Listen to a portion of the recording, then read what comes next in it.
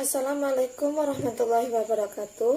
Nama saya Berli Arfadini dengan NIM 2007-5005 dari Prodi PKK Tata Busana. Pada kesempatan ini saya akan menjelaskan materi administrasi kurikulum.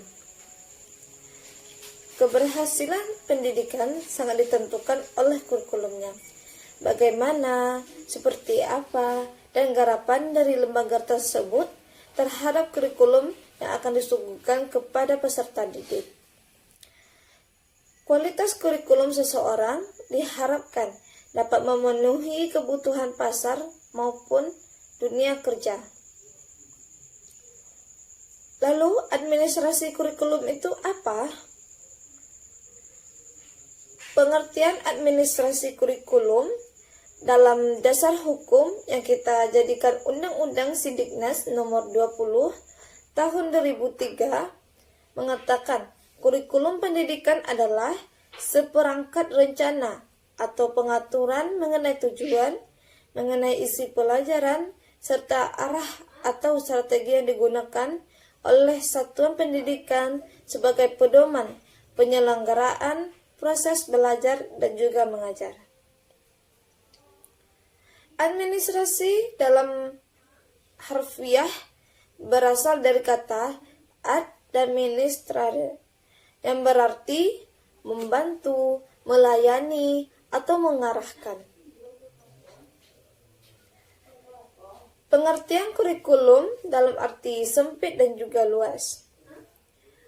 Diketahui dalam arti sempit, pengertian kurikulum ini adalah seperangkat mata-mata pelajaran yang dibahan oleh peserta didik di dalam kelas. Peserta didik tidak hanya mendapatkan pelajaran secara teori, tetapi juga experience yang diberikan oleh guru ataupun dosen di kelas.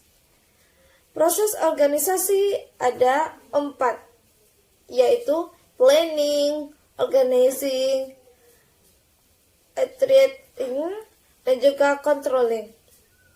Planning yaitu perencanaan, organizing yaitu mengorganize, proses pelayanan dan kontrol terhadap kurikulum. Komponen kurikulum. Nah, komponen kurikulum ini ada 5. Yang pertama itu jelas kurikulumnya. Yang kedua tujuannya. Yang ketiga isi atau konten. Yang keempat metode yang digunakan. Dan yang kelima itu adalah evaluasi. Nah, apa saja proses administrasi kurikulum? Yang pertama ada perencanaan kurikulum. Di dalam perencanaan kurikulum terdapat sekitar masalah tanggung jawab untuk menentukan bagaimana bentuk kurikulum itu. Yang kedua, adanya pelaksanaan kurikulum. Keberhasilan kurikulum dapat diukur dari sejauh mana siswa dapat menguasai materi pelajaran yang tertuang di dalam kurikulum. Sebagus apapun desain atau rancangan kurikulum yang dimiliki, keberhasilannya sangat tergantung pada guru. Kurikulum yang sederhana pun apabila gurunya memiliki kemampuan, semangat, dan dedikasi yang tinggi, hasilnya akan lebih baik dari desain kurikulum yang hebat. Tetapi kemanapun semangat dan dedikasi guru rendah. Nah, selanjutnya ada fungsi dari administrasi kurikulum. Beberapa fungsi dari administrasi antara lain, yang pertama, meningkatkan efisiensi pemanfaatan sumber daya kurikulum. Pemberdayaan sumber maupun komponen kurikulum dapat ditingkatkan melalui pengelolaan yang terencana dan juga efektif. Yang kedua, ada peningkatan keadilan dan kesempatan pada siswa untuk mencapai hasil yang lebih maksimal.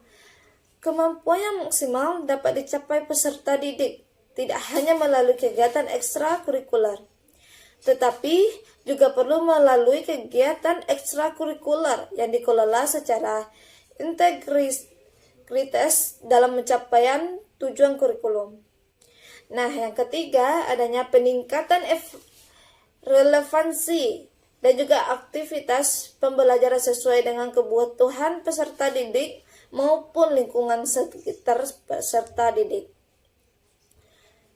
Kurikulum yang dikelola secara efektif dapat memberikan kesempatan dan juga hasil yang relevan dengan kebutuhan peserta didik maupun lingkungan yang ada di sekitarnya.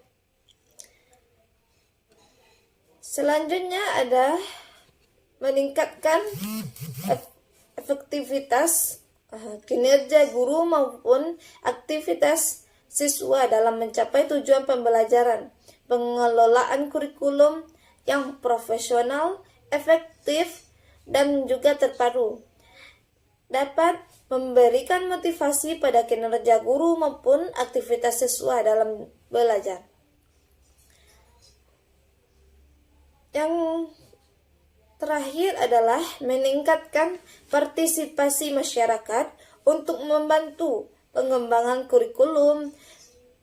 Kurikulum yang dikelola secara profesional akan melibatkan masyarakat, khususnya dalam mengisi bahan ajar atau sumber belajar perlu disesuaikan dengan ciri-ciri khas dan kebutuhan pembangunan daerah setempat. Lalu bagaimana peran guru dalam administrasi kurikulum? Yang pertama adanya implementer, di mana guru berperan dalam mengaplikasikan kurikulum yang sudah ada.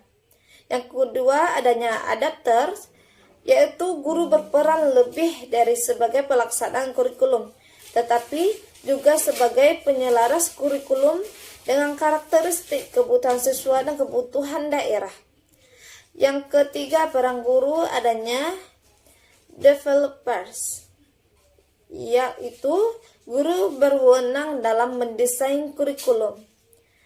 Yang keempat adanya peran guru sebagai peneliti kurikulum.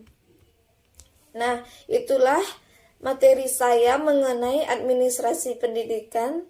Semoga apa yang saya sampaikan ini dapat bermanfaat dan saya akhiri. Assalamualaikum warahmatullahi wabarakatuh.